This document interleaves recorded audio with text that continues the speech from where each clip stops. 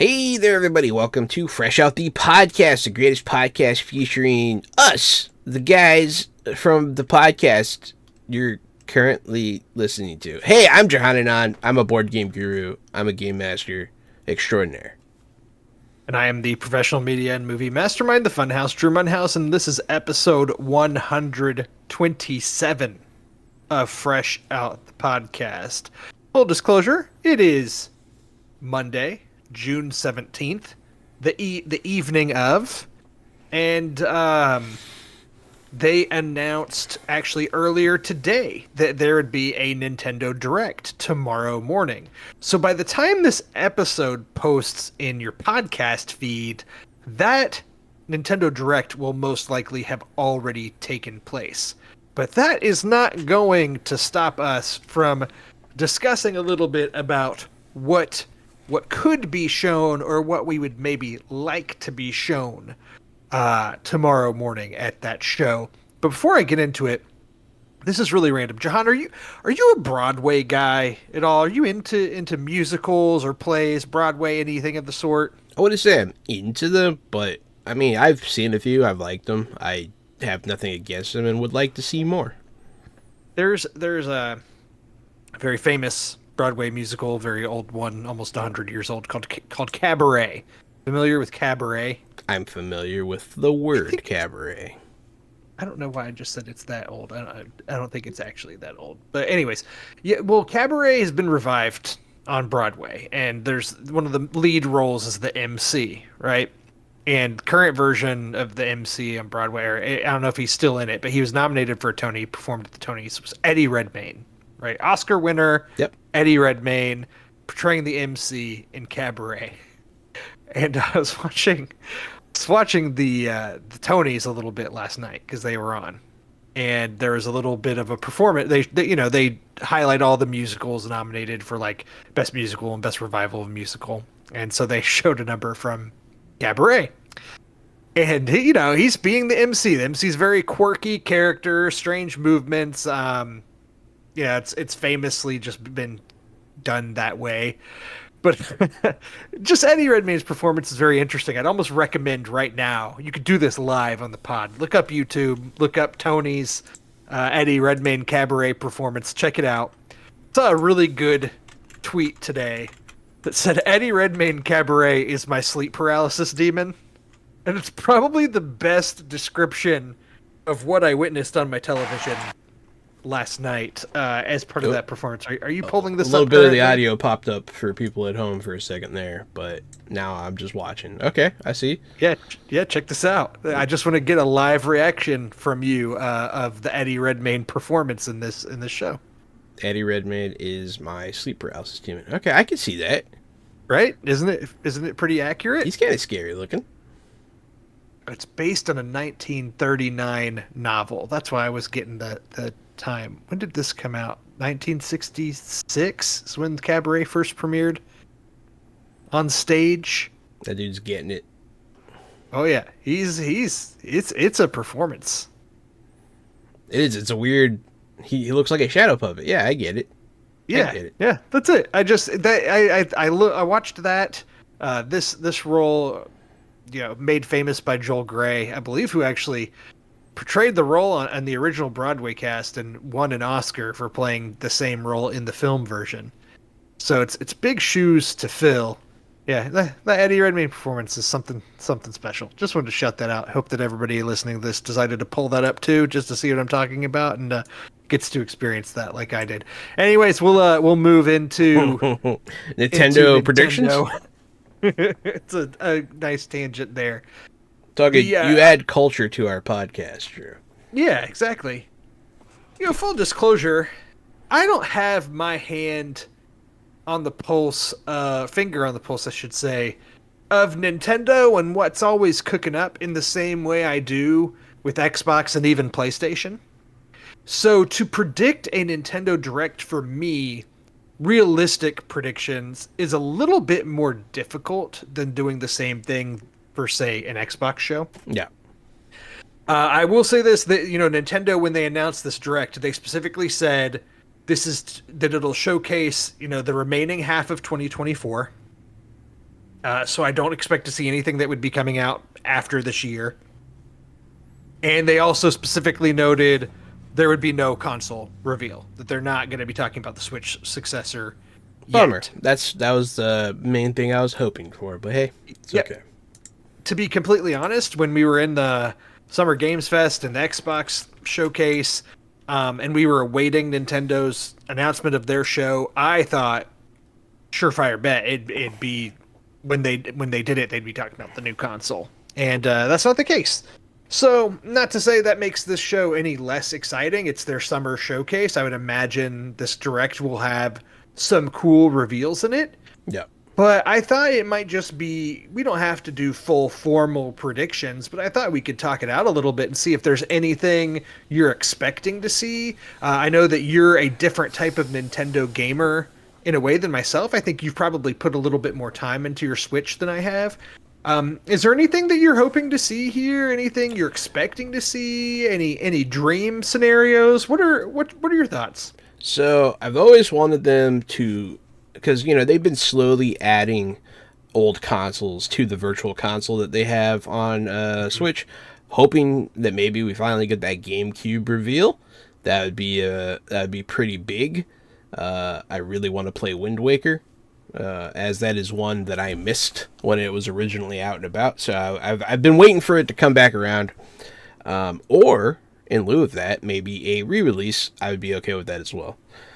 So primarily, what I would like, Wind Waker. Secondarily, I would like GameCube in general on the virtual console, including like Double Dash and stuff like that. I think even Gary would be happy about that because he was a huge Double Dash fan.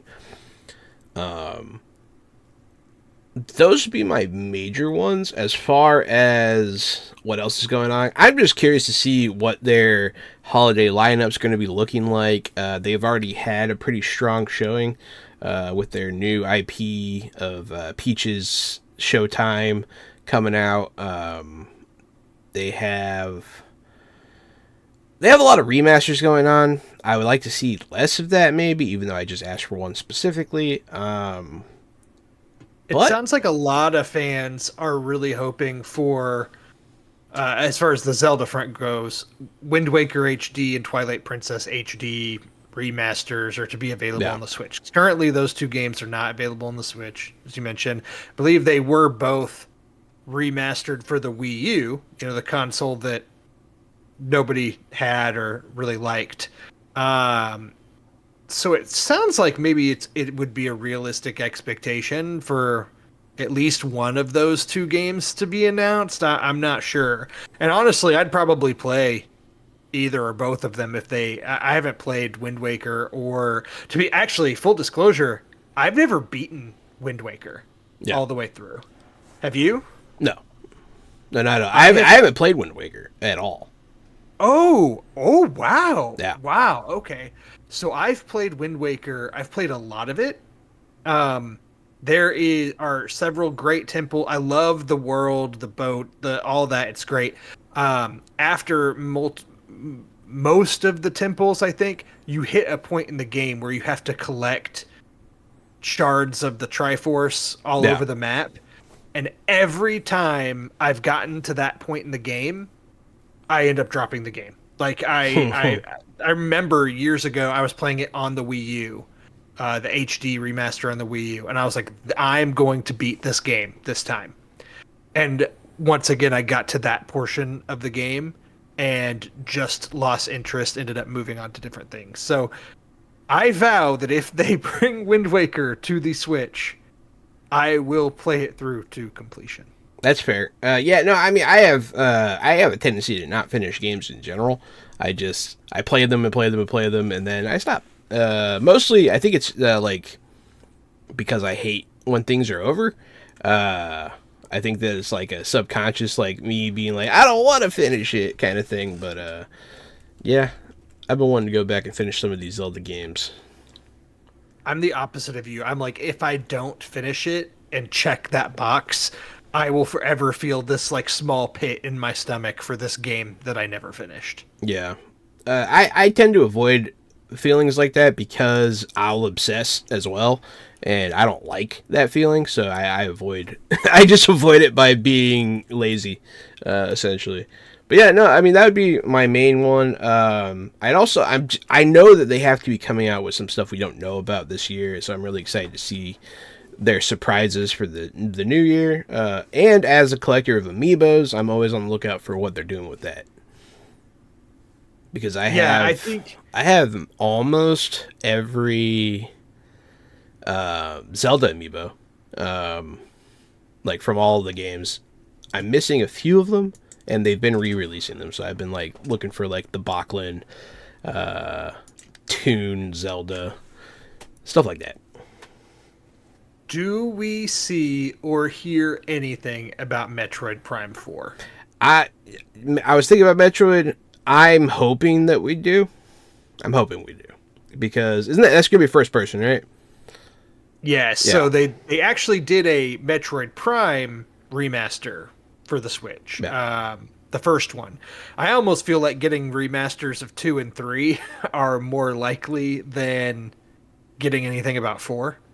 Yeah. But, I mean, 4 was announced so long ago at this point, and I think they had a lot of ups and downs with production. I don't even know what is going on with that game, if it even still exists.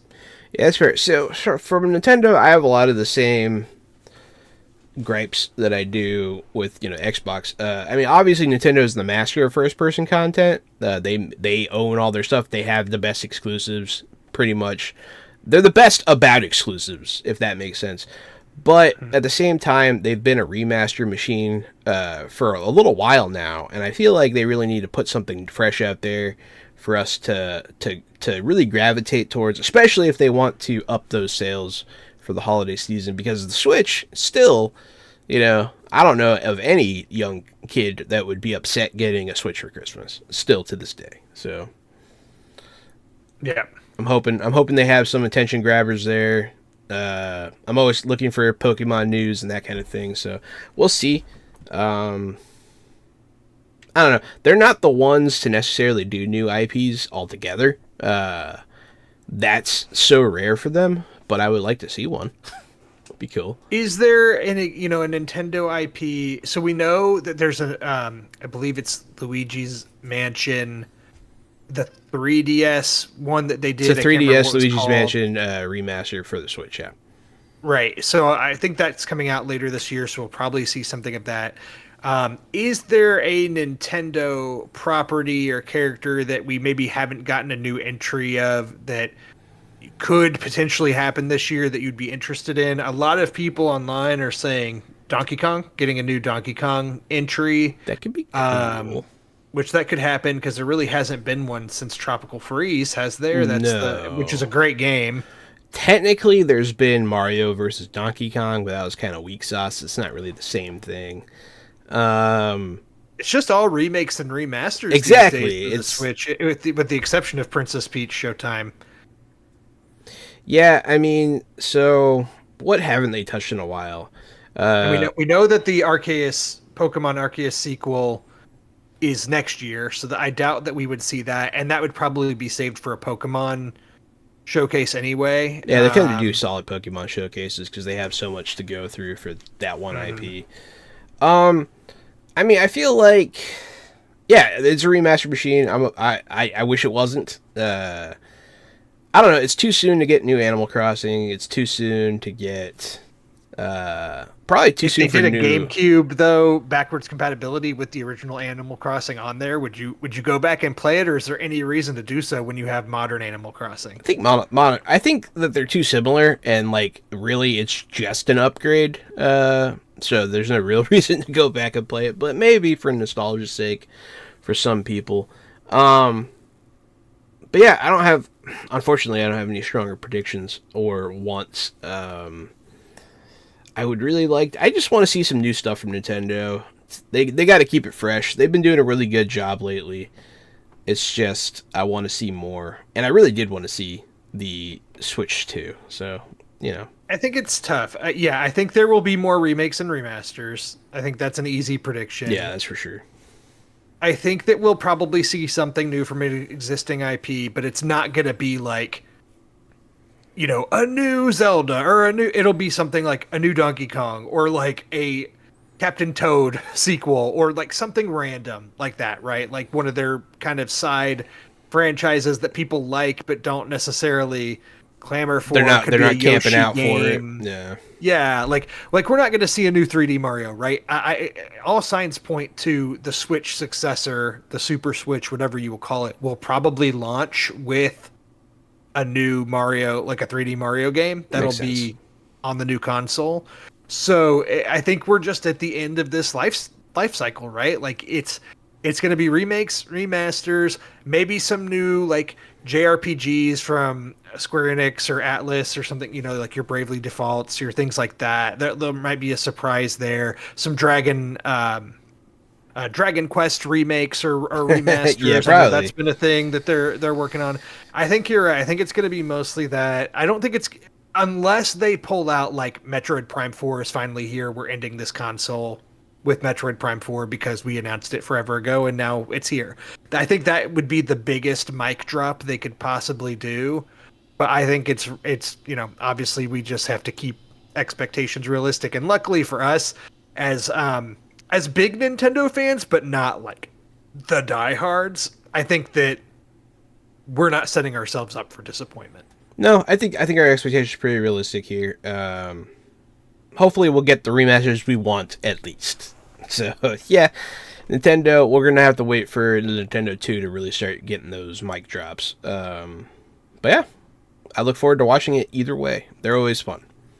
Well, hopefully somebody's listening to this and we already know what has been announced at this show, and everybody can tweet at us or tell us how stupid we are for not guessing the right things or for guessing things that are so wrong.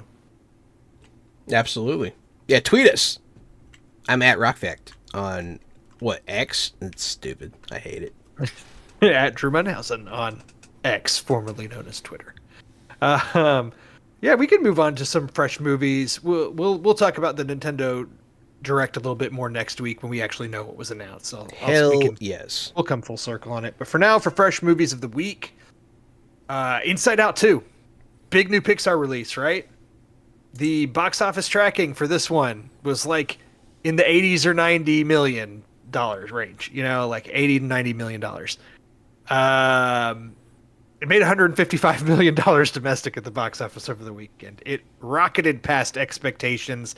Maybe Disney was underselling it a little bit on purpose, to not be disappointed or to make it look even better than expected. I don't know. Regardless, this is the biggest opening by far of this year domestically, which is great for theaters.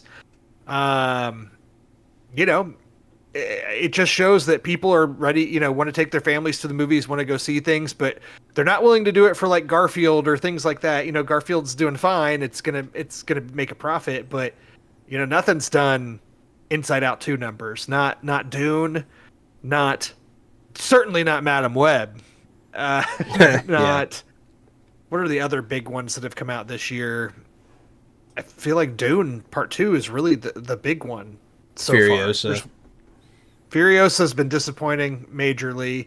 Inside Out 2 made almost more in its opening weekend domestically than The Fall Guy has made in its entire theatrical run. In its opening weekend, Inside Out 2 has made about as much as Kingdom of the Planet of the Apes has made domestically. So yeah, this is huge. And I saw it, and I was going to talk some thoughts on it really quick. First off, I went way back many moons ago on episode 37 of Fresh Out the Podcast. We did our official Pixar rankings. You remember this exercise? I do remember. Really that was fun. Yeah, that was a good time. There have been several more Pixar movies that have come out since we did this. I know Lightyear has come out since, Elemental, maybe another one I can't remember. But anyways, I looked up our list to see, because I couldn't quite remember where Inside Out landed on our list. And I was actually a little surprised because it's lower on my list than I expected. Yeah. of the 25 Pixar movies that we ranked, we put Inside Out at number 11. Does that surprise you at all? Out of 25? Out of 25. I feel like that's fair. The movies that came before, our number one was Toy Story. That's a solid number Wall-E. one, man. Yeah, followed by Wall-E. Soul. I'm surprised we had Soul top 3, but we must have been really high on Soul at the time. Ratatouille, Up, Toy Story 4, Monsters, Inc., The Incredibles, Coco, Toy Story 3, and then Inside Out. Following Inside Out, we had Finding Nemo, Toy Story 2, and so on and so forth. So that's where Inside Out fell on our list. Really quick, Jahan, where are you at on Inside Out? Right now, I don't know when the last time you saw it is. I don't know if you've even rewatched it since around the time it came out. What are your thoughts on Inside Out? Inside Out is it's an interesting family movie where they talk about feelings and how to deal with them, and it normalizes emotion for kids, which I think is a good thing. I think that it's a good movie with a good message, and as far as family movies go, it's up there. It's definitely worth a watch for sure. Well, it's interesting just gauging, feeling you out from your response and how you're talking about it. I know there are people who love Inside Out. Like when it came out, it's like, this is the best Pixar movie. It's my favorite Pixar movie. It's the best one they've done. This is a beloved one by many people. You sound a little bit more lukewarm on it. Not that you don't like it, because you said it's good, but you're just kind of a little like, yeah, it's fine. Am I? You're reading that correctly. Yeah, I mean, it is fine. I like it a lot. It's just not. I mean, it's not gonna replace all my other favorite, Pixar movies. I'm pretty set in a lot of those. I'm not saying that they can't move around, but it's going to take a lot to unseat things like Monsters, Inc. and Toy Story. I don't remember, I cry at movies. I don't think I cried at Inside Out. So that's, No Bing Bong tears, no justice for Bing Bong. No, it was emotional and it was nice. But, when I saw it, I was an adult. I'm not dealing with the same sort of, growing up emotions that younger people might be. It didn't resonate with me on the deep personal level that it might have done so with other people. Not to say that it's not as good as they're saying it is. If you say that Inside Out's your favorite movie, I'm not like, oh, you're an idiot. Like, no, that's fine. It's a good choice. Right. Yeah. Yeah, I agree. It's just not mine. Yeah, totally fair. I personally had a really not great theatrical experience seeing it for the first time, not because of crowds or anything like that, but because I saw it at a drive-in theater. Ooh. And I would say Inside Out, not a good drive-in theater movie. That's a weird note, man. It is paired, when I saw it in the summer of 2015, when it came out, I saw it paired at the drive-in with San Andreas, the Dwayne "The Rock" Johnson, San Francisco Fault, or the earthquake San Andreas Fault movie, disaster movie. San Andreas Fault, thank you. Those were the paired movies. Interesting pairing. Inside Out played first, and I remember liking it, but when you see movies at a drive-in, it's a different experience. It's if you want like a really intimate experience and really to focus and fully take in a movie, I would not recommend doing so at the drive-in. And so I had been waiting for a long time to revisit Inside Out, and I did. I revisited it right before going to see Inside Out 2.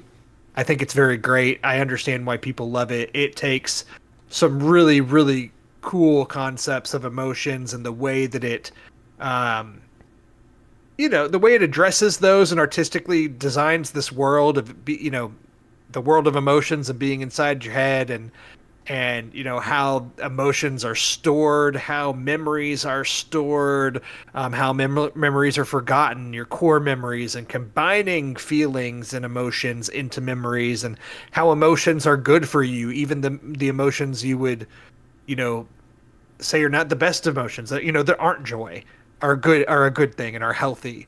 I think it's great. And The thing is, rewatching Inside Out, it's not one that I've really showed my 4-year-old that much. I just, she would like it. I think she would enjoy the animation and the characters. But Inside Out, more so than almost any other Pixar movie, I think plays best for adults because we've gone through experiences and gone through emotions. And so the way the movie plays out, I think people can really relate to it.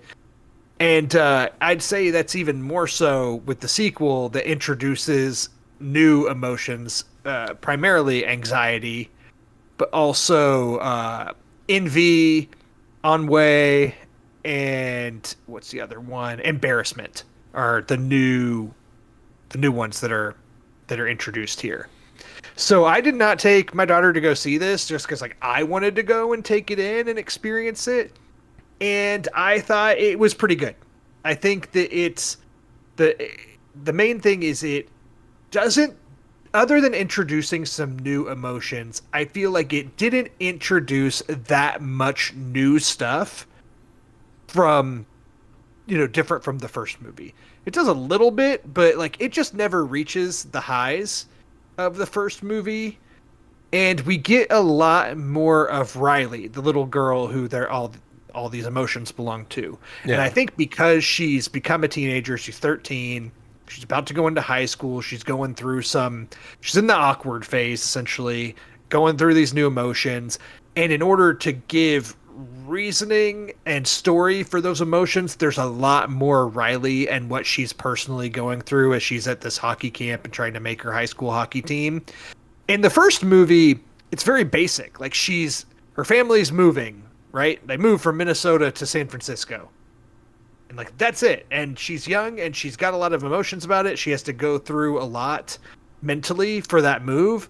But like, that's really it. That's the plot. Otherwise, most of it is within the emotions, most of the action. Yeah. And this one, it's like pretty evenly split.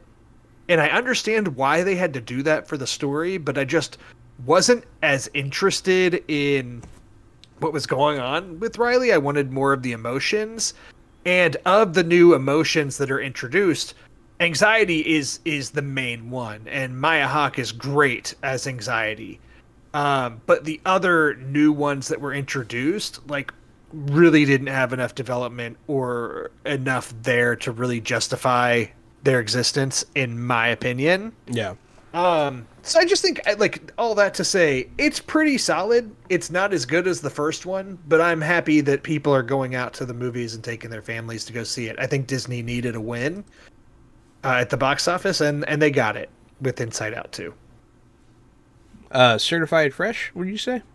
I would say it's certified fresh. I'd say it's like a solid 3.5 out of 5 for me personally. That's not bad. Yeah, I mean, sequels typically aren't as good as the original, and I don't know, it doesn't sound like it was bad. It just sounds like it was a bit more of the same.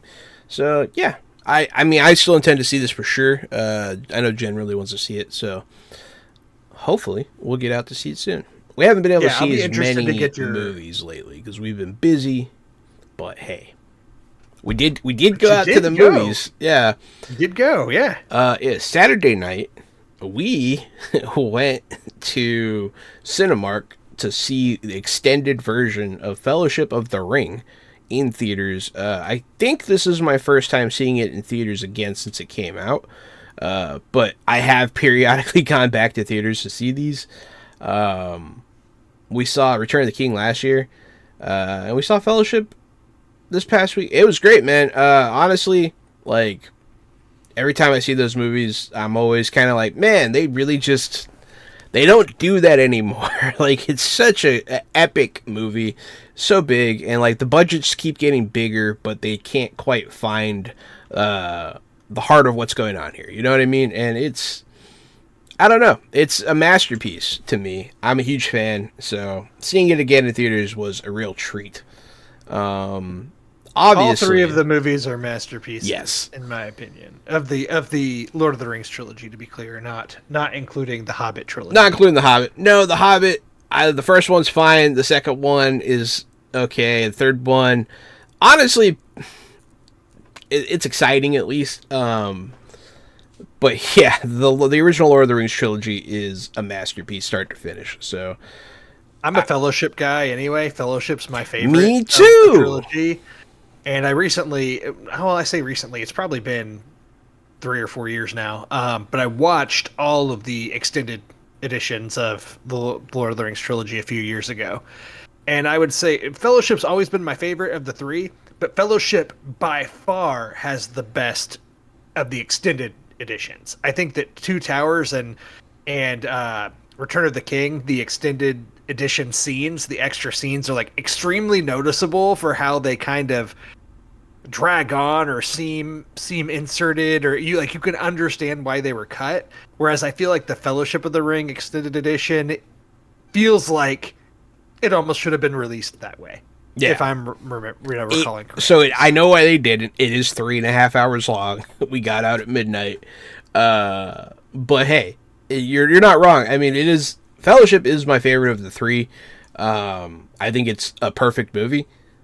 And yeah, dude, the Mines of Moria, the Balrog, You Shall Not Pass, all that stuff, dude, still gets me every time. I feel like it's not a brave opinion to say certified fresh for Lord of the Rings. Go watch it if you haven't watched it in a while. I'm one of those people that won't go a year without watching it, so I've seen all of them every year pretty much since they've come out. Are you excited at all for the Rings of Power coming back this August? In the Rings fall? of Power Season 1 was fine. I am annoyed. Honestly, I was thinking about this the other day because I saw Fellowship of the Ring again. I was like, man, like, they have the biggest budget ever. I honestly, like, I don't know why they did a show.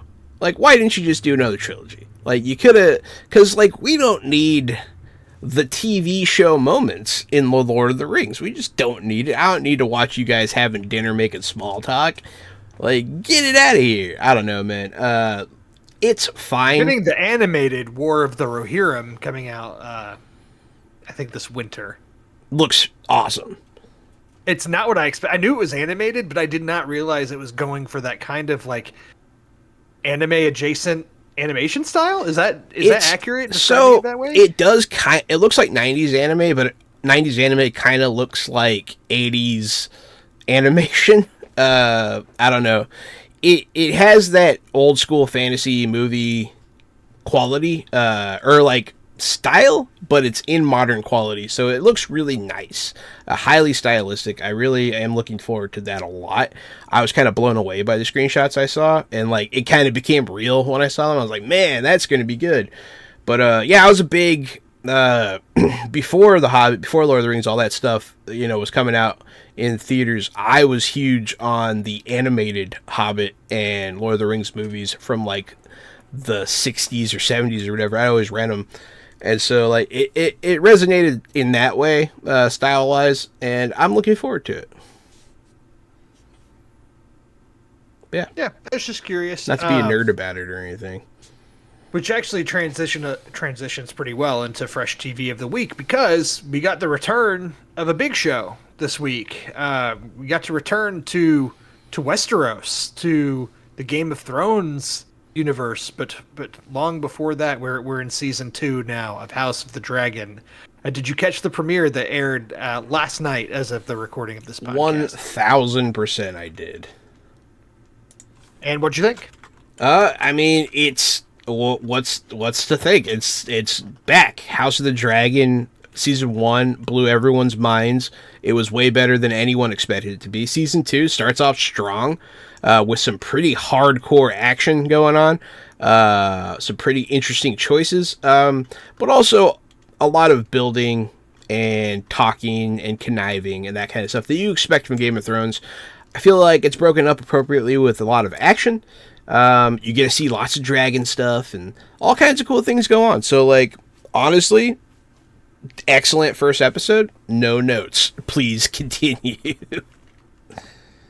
Yeah, I agree. I was surprised at how quickly it picks up right after the events of season 1.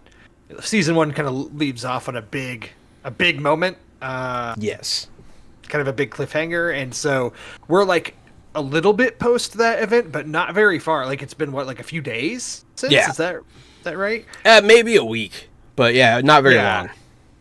Yeah, and I was kind of right there. I did watch like a recap of the first season video that Max put out in advance to make sure that I was kind of all caught up and knew what I was getting into. And even watching that, I was like, man, yeah, I remember this. I remember this. I forgot how good this first season was. So I was really pumped for it, and I feel like I was able to jump back in pretty easily.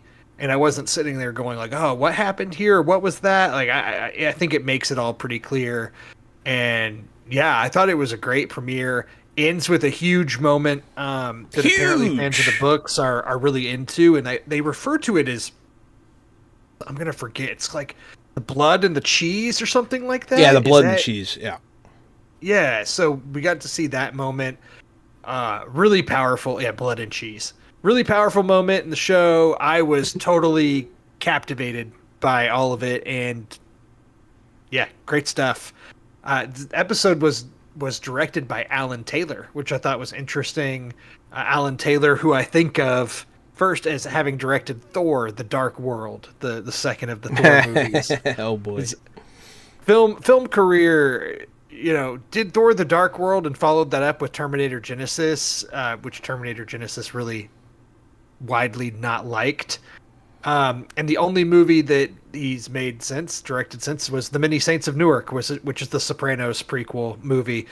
He's done a lot of great TV episodes, though. He's a great TV director, directed many episodes of Sopranos, has directed a lot of Game of Thrones episodes, including Season 1, Episode 9, Baelor, which is the episode where Ned Stark is decapitated. Spoiler alert. And also the final episode of Season 1, the first 2 episodes of Season 2, the last episode of Season 2, and an episode of Season 7. So he's done a lot with Game of Thrones. Has been in this world before. Great choice to direct the premiere episode. I thought it was just excellently done. Where are you at on, you've got Rhaenyra and you've got Alicent, kind of, I feel like, as the two leads here going head to head. They're all over the posters. It's the war between, black and green is what they say. Do you feel like one of them is right over the other one? Is there one that you feel is more a protagonist versus an antagonist, or do you feel like they're both kind of anti-heroes in their own way? Who are you siding with here? I'm pretty firmly on the side of Rhaenyra. I feel like her claim is the truth. I mean, she was named, the heir, and just because the king goes crazy from leprosy or whatever the hell he wasted away from in the last moments of his life doesn't mean that, you can undo that. Everyone already pledged to her, and I think it's disingenuous of them to change their minds. And I mean, it's rooted firmly in sexism. It's just because she's a lady, and fuck that. Obviously, as a modern person, as a person of the times, I guess it makes sense. But it seems pretty silly to me because I live in the future. Well, not the future, a parallel dimension / future. But yeah. I'm with you. I feel like the show really in the first season sets you up to be on the side of Rhaenyra and Alicent more as the antagonist. That being said, even as we get into season 2 here, I like that Alicent is such a thoroughly fleshed out character that has interesting moments, and there's some Cersei Lannister vibes there, like loves her children so much and would do whatever for them, but also is kind of nefarious in her own way. I don't know. I just find Alicent to be a really fascinating character. The Hightowers, I feel like I am. The Hightowers are very devious in this. They're really good players of the game. And yeah, I mean, I'm not saying I'm completely against Alicent. I think that she has her reasons, and I feel like episode 2 maybe might sway, who's on the side of right here. It's tough, man. There's no good options in war, which is why it should be avoided at all costs. And the crazy things that happen in this first episode are not the fault of Rhaenyra. She has nothing to do with it. Not at all. It's Daemon that has put some things in action, and I think it's gone even beyond what he was hoping for. So, yeah.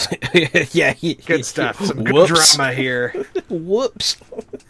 For sure. I think the nicest thing about having House of the Dragon back and Game of Thrones in general is this is what we had come to expect. I know that Game of Thrones ended in a way people didn't like, and the last seasons were rushed, and you know, it's all been beaten to death. But the feeling that you get watching an episode of this show that you've been so invested in for over a decade, and these big moments of the show, like what we got in this first episode, like nothing compares to that. Like, what other shows are doing this where you have these big water cooler moments that everybody watches and talks about? Is what other shows are doing that? Because the Star Wars shows, like Mandalorian, I feel like once did that, maybe in its first or second season. In the third season, I found to be lackluster, and all the Star Wars shows now, I'm kind of like meh. Which we'll get into that in a minute. I don't know, like, what other shows doing this, like House of the Dragon? Yeah, I mean, I feel like the answer to that is, it's because of the intrigue and the what's going to happen next feelings that they're so good at generating. And I feel like the answer to your question is Bridgerton, probably. I feel like people talk about that a lot. I know I've been hearing a lot of stuff. I know my mom's been watching it, so, like, that's one. But I feel like maybe it's people just like talking about intrigue, and it's intriguing, so it generates a lot of conversation. There's no clear right or wrong when it comes to the sides too, so there is a debate to be had, probably, is what spurns this on a bit.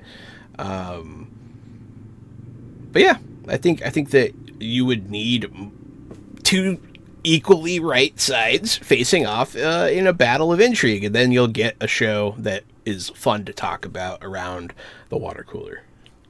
Yeah. Well, that's House of the Dragon. Anything else to add? No, I can't wait to see the rest of it. Same.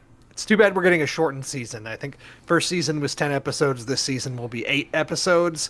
Although before this even premiered, they've already renewed it for season 3. So we'll have more House of the Dragon soon enough. I watched another HBO series. It's a 3-part documentary series called Ren Fair, which, I think you and I both have personal ties to this documentary in a way. I absolutely, recommend you watch this, Jahan, if you get a chance. Ren Fair is a 3-part documentary series on HBO that is about the Texas Renaissance Festival, the largest Renaissance fair in the country, and one that you and I have both been to many a times ourselves. Actually, unfortunately, you and I have never been together. Sure. Hopefully that will change this year, but it is something I typically go to at least once a year. Yeah. And I think maybe take it for granted in that way because we've grown up with it being close by. And the fact that we have such a large, thriving Renaissance festival so close to us each year is pretty cool. So I thought this was going to be just like about the Texas Renaissance Festival and this large Renaissance festival. And it is. It's like a Succession story, and it goes into King George, as he's called in the show, George Kulam. I might be pronouncing the last name wrong. He was born in 1938, so he's a 90-something odd man, 80 in his late 80s, who is the founder and owner of the Texas Renaissance Festival. And in this documentary, it follows how he is, has his eyes set on retirement, but is looking for the right buyer of the Renaissance Festival. And there's, who to take over, essentially. And so there's like 3 main pillars here of of this cast. Is you have King George, the owner and founder. Yeah. You have Jeffrey Baldwin, who is the general manager at the time the documentary was filmed, who is really just like, he's been there for so long. He loves the festival, and he kind of like sucks up to George more or less. And you've got Louis, also known as the King of Corn, who is like a business owner within the Renaissance Festival, has some businesses within the festival, has been there for a while, and he's looking to purchase the festival. And so you really kind of flip between these 3 characters. There's a few other supporting characters that are prominent, but the politics behind the Texas Renaissance Festival that I go to each year, I had no idea how deep this goes and how this world really operates behind the scenes. I've been to the Renaissance Festival. I actually worked in news for a while, and so I covered the festival from a news perspective when they would allow media access for when the festival was opening and new campgrounds and things like that. But they don't, you just don't have access even from that front to what's really going on here behind the scenes. And this documentary is funny. It's nerve-wracking. It's shocking. There's just so much character from these people, unsurprisingly so. For any of our friends that listen to this podcast, this 3-part documentary series is a must watch for you. Yeah. If you have been to the Texas Renaissance Festival and have enjoyed it in the past or grew up enjoying it, you owe it to yourself. Watch this 3-part documentary series, set aside 3 hours, go on the ride it takes you on. I thought this was phenomenal. The Safdie brothers are executive producers on it, which really comes across in the production. The tone. I have to shout out Lance Oppenheim, who created this, along with David Gavi Harbert, and Lance Oppenheim directed the 3 episodes. And it's so great, Jahan. You have to check this out. I rarely am like, hey, you have to watch this thing, but you have to watch this thing. I definitely will. I heard about this before. A friend of Zach and Kyle's actually was in the documentary a little bit because she works for the Renaissance Festival. And so like they had been talking about it at Zach's birthday. And yeah, man, I've been a lifelong, like my parents took me when I was a kid, like almost every year, I would go as soon as I was old enough to camp. Like I used to go over there when I was like 18 with a little, crawl inside somebody's tent and eat hot dogs, just have a good time, man. It was, I was camping out as soon as I could, and I've gone pretty much every year since. And yeah, man, Ren Fair, if you live in Houston or a surrounding area, if you live within like an hour of the Renaissance Fair and you haven't been, you're wrong. You need to go. You need to go stat. It's one of the best parts about living here. It's like our Disney World. It's not quite Disney World, but it's pretty great. Disney World, though, directly mentioned in the documentary because George studied Walt Disney's book and how he created Disney World and essentially having to buy a whole town, buy a city to make it, and that's he did. He did indeed, yeah. That is what he did. It's another world out there, man. And like when you talk to the Rennies and you see how they live. I've seen some of those acts go on since I was a kid and grow. It's a whole culture, man, and it's really something to check out. I would love to watch this documentary, so yeah, I'll be checking it out. Yeah, I recommend it. So that's Ren Fair. And then, did you watch the newest episode of The Acolyte? I did not, but I've seen some of The Acolyte. Okay. I checked it out. I know we talked about it last week a little bit more at length, and I was higher on the show than you. And I thought those first 2 episodes were really strong, and I thought the 3rd episode kind of came to a grinding halt for me personally. It's minor spoilers. It's mostly flashback and kind of sets up the 2 main characters, the twin twist. It explores that more in detail, and the episode just didn't do much for me, and I feel like I want to be very careful about how I say this because the reaction to this episode online is not why I disliked this episode. Correct. You're not a bigot or a misogynist. You just didn't like it. Yeah, that's fine. This episode, unfortunately, did provide a lot of fuel for like the Disney so woke and anti-Disney, haters and what Disney's doing to Star Wars and yada yada. I'm not interested in all that dialogue and everything that's going on there. It's really more so that I feel like this episode could have been explained in a couple lines in the show and then give me something more interesting, but instead devoting an entire episode to it. There are some interesting things at play as like the Jedi and how to view them even though they're considered good, but is what they're doing always so good when they're interfering with people that don't want to be interfered with, so on and so forth. There's some interesting ideas here.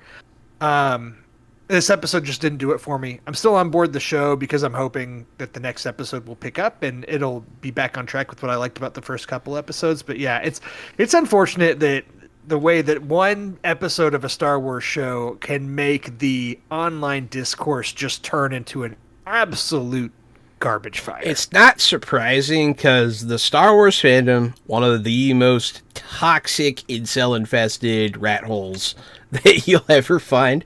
I can't wait to watch this episode because of what they're saying, but I literally saw more than one person say this one episode destroyed all of Star Wars, and I'm like, no, like, what's wrong with you? But yeah, so... But it's okay that you didn't like it. I get it. Like, I feel the same way about the newest Star Wars movie. What was it, Episode 9? You know, like, I didn't like it. And it's movie. Not because I'm a monster. I just think it was terrible. But, no, you didn't like it because it's a bad movie, and we don't like bad movies. Yeah, and you know, it's just hard sometimes when you accidentally side on the side of monsters. But, yeah, it's definitely worth checking out. I want to see what started this fire, because it's been amusing, like, not knowing and observing. Yeah. We'll have to talk about it after, because I'll let you know the thing that I took issue with compared to the things that the I don't want to say the world at large, because it's obviously just a vocal minority of bigot, incels on the internet. But yeah, you know, it is what it is. Yeah, it is what it is. Yeah, speaking of fandoms being mad about woke Disney stuff, Doctor Who is on Disney Plus. What a segue! What a segue! with its new doctor, who is a gay black man, and people are upset about it. So, as a long-time Doctor Who fan, you know, I watched the first 2, I believe, of this new Doctor.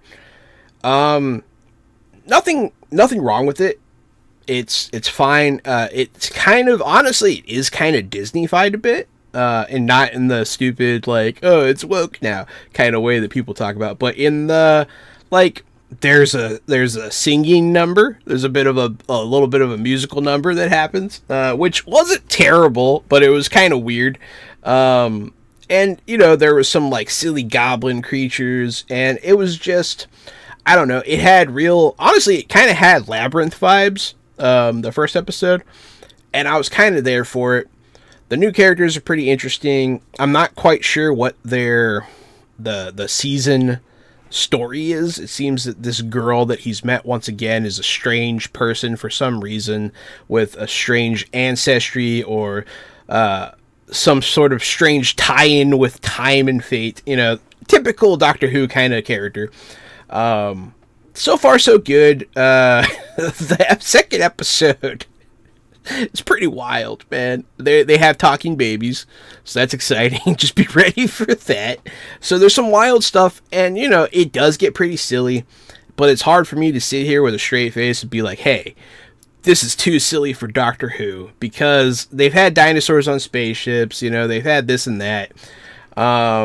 It can get pretty silly at times, and I can see why Disney bought it and Disney-fied it, because I feel like Doctor Who a show that was basically created in the River of Cheese. Like, isn't that where the show comes from? Yeah, it's a hokey, cheesy kind of thing. It does have a very solid, serious storyline hidden within there, and that's kind of what I'm there for. And I understand the fans that are like me in that way, that might not enjoy this as much, but there's nothing wrong with the show, and it's still Doctor Who. So, you know, you either like it or you don't. I think it's fine.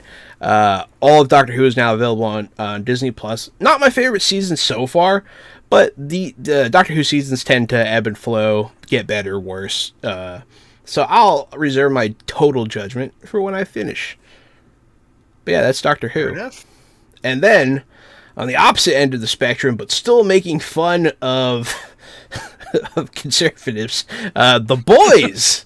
The Boys season 4 premiered, and oh boy, it was fantastic. The first 3 episodes are out. It's still everything that you wanted to see from The Boys. It's still got the blood, the guts, the gross, gratuitous sexual content. People getting pink eye from eating ass. Like, it's the whole kazoo. Fantastic. So far, the first 3 episodes are out. Loved every minute of it. And, like, not just me. Like, you know, I have a very specific taste or whatever. Like, I like a lot of things. And I enjoy pretty much anything with superheroes. But, like, also, you know, my mom, Jen, they both liked what we saw. So, like, it still has that broad appeal. It's still very funny. Every single thing that the guy that plays the Deep has ever done for this show, including his, like, promotions that he did a commercial with Liquid Death Water, and everything he does as the Deep is solid gold. I encourage you to go watch his Liquid Death commercial. But yeah, so The Boys is back and it's fantastic. Carl Urban crushing it still. Good stuff all the way through. Check it out. Definitely absolutely fresh. Yeah, this is one that I've been wanting to catch up with for a while. I've said it before. I haven't watched any of The Boys. This is a tough one with young kids because you cannot watch this with your daughter. Well, the funny thing is, when I was on paternity leave, I had this on my list. It's like, I'm going to catch up on The Boys because I'm, not going to have anything to do. And I was just so tired, and it was so hard for me to actually watch anything and pay attention. So I ended up just falling back on, like, old episodes of South Park and The Challenge and, like, reality shows that I like. That's the easiest stuff to watch when you'll see, John. You'll understand. I'll understand soon. Enough. Yeah. When you're just in those first few weeks of parenting a newborn and you're overtired and it's just hard to invest in anything new at that point. I was like, I did not have it in me to start the show. So I still plan to watch this, especially now it's going to be a hot topic for a few weeks now that season 4 has premiered. So I do plan to try and catch up on this sometime soon between all the other things that I'm watching. That's what makes it so difficult. Season 4 premiered. It's fantastic. It's got all the satire that everybody loves. Dude, so, like, the thing about the show, it's covered in, like, gratuitous nudity. There's got penises in it. It's got, people getting cummed on and all this, like, gross stuff. Ew. Both of my parents love this show. That's hilarious. And yeah, I'm like, man, I can't believe you guys watch this with me. But they laugh and laugh and laugh. I remember the scene where the Deep is rescuing the dolphin in the van, remember? And he slams on the brake, the dolphin flies through the front window, and it's in slow motion. I remember my dad almost passed out. So The Boys, absolutely. I'll have to catch up. It's like sometimes I look at the seasons and I see, especially like in that 3rd season, some of the episodes border on like an hour to an hour and 15 minutes to almost an hour and a half long per episode. I'm like, man, how am I gonna? It's gonna be like watching. It flies the by, 3 seasons. It's like 24 movies that I have to catch up on. It flies by. I promise. But yeah, I've also watched all of Gen V. Gen V ties in nicely with season 4. I don't know how they're going to deal with the death of that one actor, but we'll see. Yeah, so that's The Boys, certified fresh. So what you're saying is I should watch seasons 1, 2, and 3, then watch the first season of Gen V, and then go to the 4th season. That is the correct watch order, and it does kind of matter. You aren't going to be terribly lost if you don't watch Gen V. But there are some things they reference a few times that I feel are going to become increasingly relevant. What about The Boys Diabolical? Isn't that the animated series? The Boys Diabolical is a anthology series. It is not mandatory viewing, but it is very much in the vein of Star Wars Visions, where every episode is in a different style, different story, that kind of thing. There's an episode where Awkwafina has the power to control poop. So, nice. It is worth a watch. It's pretty fun, but yeah. I love everything that The Boys does, so I'm a big fan. So check it out. Perfect. That's all for Fresh TV. We got a little bit of fresh games I'm going to touch on just a bit. There were some surprise drops that I didn't realize were coming out on Xbox Game Pass. One of them is like Isuzo The Italian Front. It's a World War One game. I only played it a little bit, so I don't really know how it is. But that's free on Game Pass now. It is a multiplayer World War One first-person shooter, team-based. And then also Callisto Protocol, which is something that was been on my list for a long time. I'm a big Dead Space fan. This is supposed to be like a love letter to Dead Space. I've played a couple hours of this. So far, it's fine. I'm not kicking myself for not paying money for this game. If you have Game Pass, it's definitely worth a play.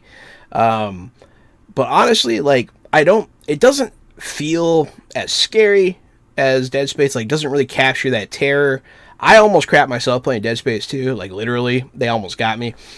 They almost took out a pair of my pants, man. But Callisto Protocol, I haven't, like, even the jump scares aren't that scary. I feel like it's just missing something in the horror department.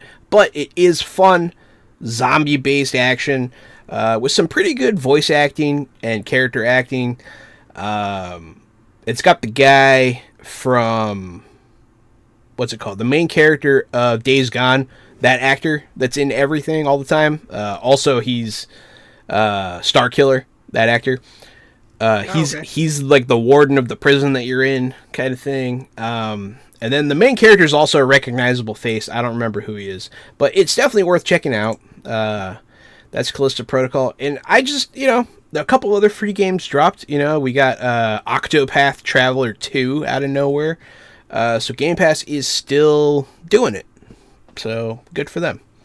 Yeah, I've been wanting to check out Callisto Protocol. I love Dead Space. I just played the remake, I should say. The remake was so good. So I feel like I wanted a little bit of a break before Callisto Protocol still. And I've just heard, from everything that all the reviews of Callisto Protocol just says it's like, it just, as cool as it is at times, that like there's just a lot of frustrating things in the design and what they did here that really don't live up to Dead Space. But I still just kind of want to experience it as a tribute, I guess. Same, so to speak. Same. I'm a huge Dead Space is one of my favorite games right now. It's up there on my list. So Callisto Protocol, yeah, I definitely want to check it out. But as you're playing it, you're constantly like, this isn't Dead Space, but it's trying, right, I guess. So worth checking out, especially for free. So absolutely, fair enough. Yeah, I've just been playing more Rise of the Ronin, so I didn't include anything on here. It's still a game I'm really enjoying. But going back to our Nintendo discussion and about like finishing games and how you and I differ there, I'm at the point now with Rise of the Ronin where I've probably put in like a good 30 hours into it or so. And I'm at like that point where I could either just streamline the main story and like rush it through to completion and beat the game, but I've been trying to platinum it and do like all the side stuff, yeah, and checking the boxes on the map, and I'm finding myself in that place now already where I'm like, am I ready to move on to a different game, but also torn between that and I want to finish this game, I want to check all the boxes. And so I'm just hitting that point. I still really enjoy it. The combat and the exploration still so good, but it's just, as an adult who's put in 30-something hours to a game, when you get ready to move on, you're like, time's limited. You gotta manage that time. It's hard as a grown-up, for sure. Hey, that's it for Fresh Games. I honestly, like, the gaming landscape has been a little better for me lately, and I'm hopeful again, and I'm looking forward to getting quite a few things in the future here. So hopefully we'll have more in this section coming up. But yeah, so all that leaves is fresh picks of the week. I'll drop mine real quick here. No surprise here. House of the Dragon was my pick. It was huge. I don't know if it's because the boys gave us 3 episodes, and so I'm wanting House of the Dragon more. Maybe because I got a little teased. It beat out the boys, but I almost want to say slash the boys. I enjoyed them both a lot. House of the Dragon was fire. So fresh pick of the week. Go watch it for sure. And my fresh pick of the week is Ren Fair. And I almost said House of the Dragon. The reason I didn't is because I had high expectations for House of the Dragon. Yeah. And I feel like the premiere met those. And so as good as it was, I expected it to be good. Yeah. And so I'm happy with that. Ren Fair, I did not realize what I was getting myself into despite having experienced the Texas Renaissance Festival. And so I just was so shocked with what this actually was and what it gave me that, again, yeah, I give my recommendation. If you're listening to this podcast and you're friends with us, go watch Ren Fair. Like it is a requirement. And if you're not any of those things and you haven't been to Ren Fair, you're insane. The Texas Renaissance Festival is one of the best in the world. Go check it out. Yep, indeed. And I think that marks the end of episode 127. Hell yeah, we Fresh did Out it. The podcast. That's awesome, man. We're cool guys and we do cool stuff. Yeah, everyone, thanks for listening. This has been Fresh Out the Podcast. I have been the board game guru, game master extraordinaire, Johananon. If you would like to see things that aren't movies and video games and TV, if you want to see some tabletop role-playing games, that kind of stuff, that's what we do on the main channel here. Me and Gary, we run Fresh Out the Box, which is a tabletop role-playing game channel. Currently, we have Fantasy Age from Green Ronin Publishing and Fallout from Modifius Entertainment going on campaigns right now, and we're trying to get more in there. We've got hundreds of hours, maybe even 1,000 hours of content up on our YouTube, so check that out. Yeah, this has been Johananon, and yeah. And I am the professional media and movie mastermind, the Funhouse Drew Munhausen. You can follow us on social media platforms. I'm at Drew Munhausen. Jahan's at RockFact. Follow at Fresh Out the Box. Is there an underscore in there? What was it? Remind me. Fresh Out the underscore box, I believe, is the Twitter for Fresh Out the Box. Yeah. Follow Fresh Out the Box. Follow Gary at Casualty CDG. He couldn't join us this time, but hopefully he'll be around next time. But I think that's it. We did it. We did it. Thanks, everybody. Stay fresh.